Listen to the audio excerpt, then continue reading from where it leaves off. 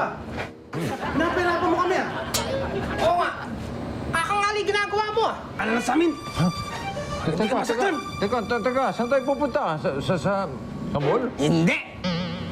Sa park? Hindi. Sa fast food? Mas lalong hindi. Basta sumama ka na lang. Saan? Teka, sandali. Mga boss, huwag niyo ako sasaktan. Hindi naman ako mayaman. Wala ako ipagraransom sa inyo. Ay lang. Hoy, anong ginagawa niyo? Diyan! Layas! Teka. Peace tayo. Ay, sorry po.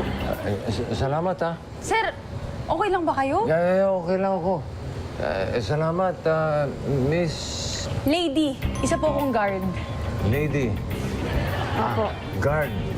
Guard ka saan? At matawagan ko naman yung boss mo para magpasalamat. Actually po, kakatanggal ko lang po sa trabaho eh. Ha? Nagkakos-cutting po yung pinagtatrabahuan ko. Tapos po, yung nanay ko may sakit, sa akin lang umaasa. Gusto ko na nga po gumawa ng masama, pero hindi po ako ganong tao eh. Huwag kang mag-iisip ng masama. Ano ba? Pati ako napapaiyak sa'yo eh. Teka. Lady Guard. Opo. Relax ka lang. Tignan natin kung magawa natin ang paraan ng problema mo. Talaga po? Oo. Salamat po, salamat. Saan po tayo? Dito? Tara, bilis. Bilis ng ship. Dito? Sige, pasok. Open 24/7. Open 24/7. Kasali me, kasali you, kasana all come to our store. Rush you're busy, we'll make it easy. Sa aming family, we'll make you happy. Your favorite convenience store, we are the place that you deserve. Sabay-sabay na sumigaw 24/7, yo! Kahit kasama pa si Lolo at Lola, Tito at Tita, come on, let's go! Open 24/7. Open 24/7. Open 24/7. 24/7. Open 24/7. 24/7. Open 24/7.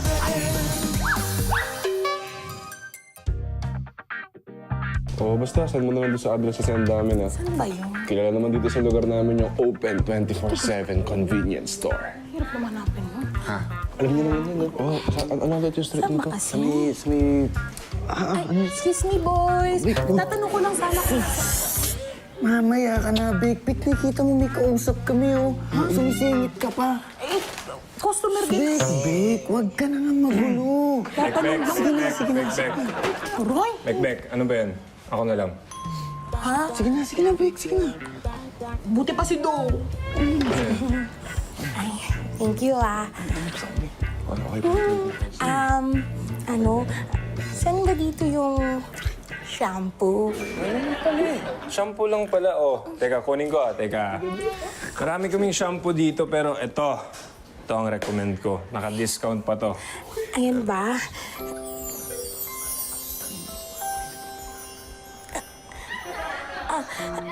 Ay, ang laki naman.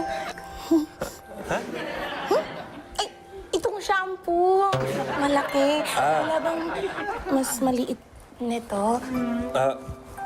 Hindi. Sorry. Malaki lang talaga binibenta namin. Ay, sige. Okay na to. Pwede na to. Okay na yan? Sige. Thank you, ah. Welcome. Salamat. Thank you.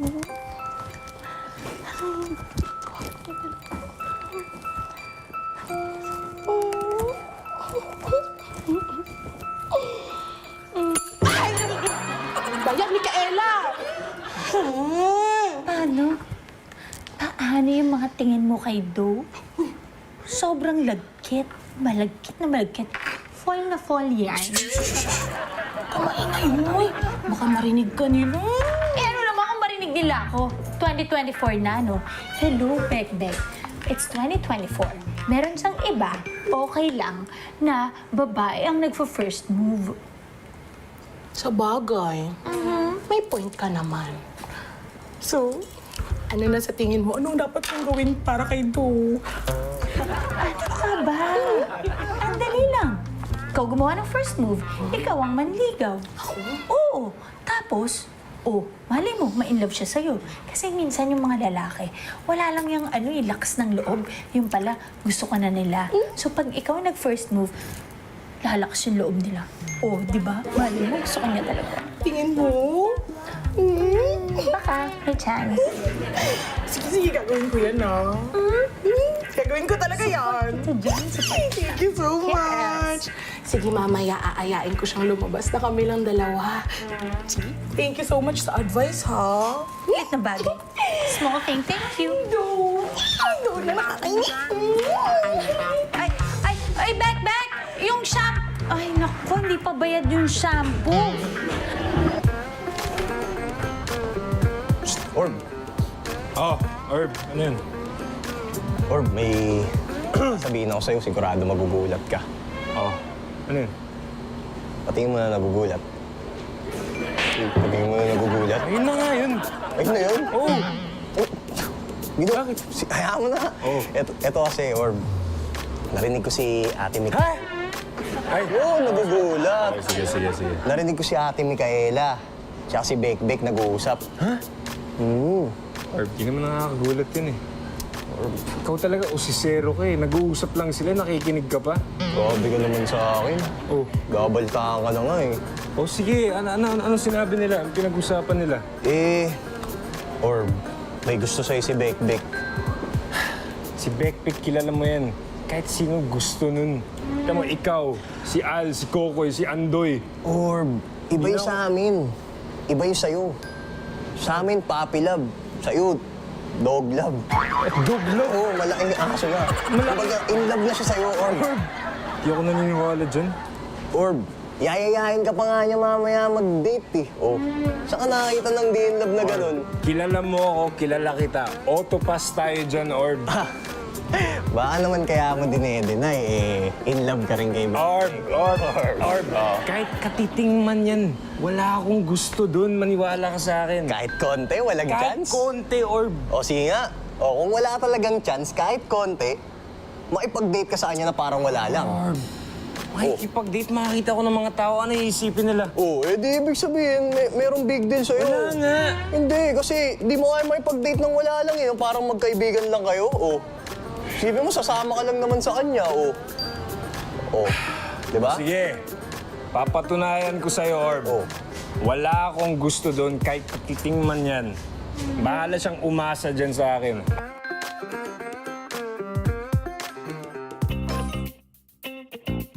Spark, Micaela. Pakilala ko sa inyo si Lady. Isa siyang lady guard. Kaya lang, nawala ng trabaho eh. Kanina umaga lang. Gusto ko sanang tulungan. Baka pwede natin ma-accommodate dito kahit pansamantala lang. Tol, sandali. Excuse me, Hindi nga natin kilala yan, tapos tutulungan agad natin.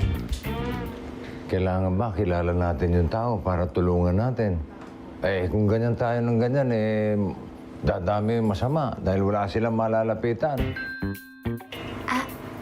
Kung pwede lang po, sumingi. Ano yun? Boss Easy, may point naman po si Sir Spark. Pero alam mo, Sir Spark, si Boss Easy, sa kanya naman, maganda at mabuting tao yung point niya. Gustong tumulong. So, pwedeng maging temporary guard lang po muna si Lady. Kasi sa panahon ngayon, grabe. Delikado na rin. Yun pala, sa'yo na rin ang galing, delikado. May pagtatanggol ba tayo niya kung sakasakaling pasukin tayo dito? Uy, grabe ka, Sir Spark. Parang minamaliit mo naman yung babae. Porket babae, hindi ka mapagtatanggol. Huwag ganun. Sige. Testingin natin. Bukan nyo, tignan nyo, Kunyari ako. Ako yung masamang tao. Hold upin ko tong convenience store nyo. Pagpasok ko, siyempre, sisimple lang akong ganyan. Eto yung gwardiya. Yan ang tatabihan ko kasi yan yung unang bubunot yun. Kung may bubunutin yan, aakbayan ko ngayon yan. Tignan natin kung ano gagawin natin. Sandali. Ayan na nga ba yun? Ayan, ha? Eh, kasi naman, tinuluyan ka mo. Mukha kasi masamang tao, eh. Ganyan kabilis yan si Lady. Nung ipagtanggol ako kanina, dalawa sumusunod sa akin. Bitaw mo na. Bitaw. Bitaw mo na. Sorry po, pasensya na. Sorry po, Sir Spark, pero alam niyo po kasi, dapat hindi po kayo nangakabay ng babae na ngayon nyo lang nakilala. Tapos wala namang pahintulot. Pasensya ka na rin. Medyo nadala lang ako. Kasi yung pinupuntahan ko, ganyan. Pag inakbayan mo, okay lang. Sorry din. Hindi, sorry. So, paano? Spark, Micaela, okay na to. Ang galing eh. Okay. Naku, salamat po. Boss Easy, Sir Spark, maraming salamat po. Huwag po kayo magalala. Ako na bahala kay Lady. Papakilala ko sa staff, tapos ako na rin mag-orient sa kanya. Mabuti pa nga. Okay. Halika na. So, paano? Boss Easy, mauna na ako. Ay, sige, doon ka na muna. Ay, muna. Maraming salamat po ulit. Salamat po, Sir Spark. Halika na, dali. Okay. So, guys! Sakit ba? Ay, sorry. Grabe naman yun. Testing lang kung makabali naman to. Alam mo, nag-audition naman tong lady guard na to. Ouch eh. Okay. O, ayan ha, napakilala na kita sa staff natin. Sa ngayon, pwede ka na mag-umpisa. O, sa labas ka na, doon ang post mo. Okay? Sige po, salamat, Ma'am Micaela. Welcome. Sige po. Micaela! Oh, yes! Ay, wait lang. Anong nangyayari? Siya si bagong guard namin. Siya si Lady. Okay? Lady, huwag masyado kasi yan si Bekbek. Ano yan, manager ni Miss Kitty tsaka kaibigan rin namin. Oo. Akala ko po kasi masamang tao. Grabe ka naman sa masamang tao. Ay, pasensya na po, Ma'am Bekbek, ha. Naku, protocol lang po talaga yung pagkapkap. Tsaka alam mo naman kami mga guard, kailangan namin maging alerto palagi. Kasi ina-assume namin na pwede maging masamang taong kahit sino, kaya kailangan manigurado. Correct. Yes. Pasensya na po talaga. Sige po, doon na po ako sa post ko. Thank you, Lady. Oo. Mukha ba akong masamang tao? Ha? Ba't hindi ka makasagot? Nabigla ako sa tanong mo. May iba tayo. Yes. Micaela. Any update? Tulungan mo naman ako. Ano kayong magandang regalo ko kay Do? Di ba dun sa pabili app? Maraming mura doon na magagandang pangregalo. Ba't kayo mo subukan? Ano? Pwede doon. Ang galing mo talaga. Teka, Ate Bekbek, bakit mo bibigyan ng regalo si Do? Kasi, nakakayaman aminin, pero may gusto kasi ako kay Do. Miss Kitty, kasi ito nga kasi sabi ko dito kay Bekbek, 2024 na. O di kung talagang gusto niya si Do, edi siya naman ligaw, di ba? True. Sa panahon ngayon, kapag ang babae, di ba, pag gusto mo, gawin mo na agad. Ikaw na unang kumilos. Yes. Yes. Ay, ba't ganyan yung itsura mo? Bakit? Hindi ba magandang idea yung gagawin ko? Hindi naman sa ganun, Ate Bekbek. Pero kasi, narinig ko kanina na nag-uusap si Do tsaka si Fred. Sabi kasi nila, pumayag daw si Do na lumabas kasama ka para paasahin ka. Paasahin ako? Hindi mo lang. At least alam mo. Totoo ba? Akala ko pa naman, ibang-iba si Do sa mga nakilala kong lalaki. Yan pala, pare-pareho lang sila lahat. Alam mo, tahan na, Bekbek, tahan. May maganda akong idea. Look at me. May maganda akong idea. Okay, kung ako sa'yo, ang gagawin ko ganito lang. Okay? Itutuloy ko ang panliligaw kay Do. Bakit? Papa-inlovin ko siya ng papa-inlovin. Hanggang sa ma-inlove siya. At kapag na-inlove na siya, sabihin ko, no. Sasaktan ko siya. Ganon. Kasi, kung ganyan din pala yung ugali ni Do, kailangan niyang bigyan ng leksyon. Lalo na yan si Do. Lalo na yung mga lalaki na, Maganda yung idea mo, Micaela. bilis ng shifting niya. Tama ka. Diba? Sisiguraduhin ko na si Do ang matatalo sa laban na ito. Go. 2024 na. Girl power! Yes, girl power! Handa sila sa akin.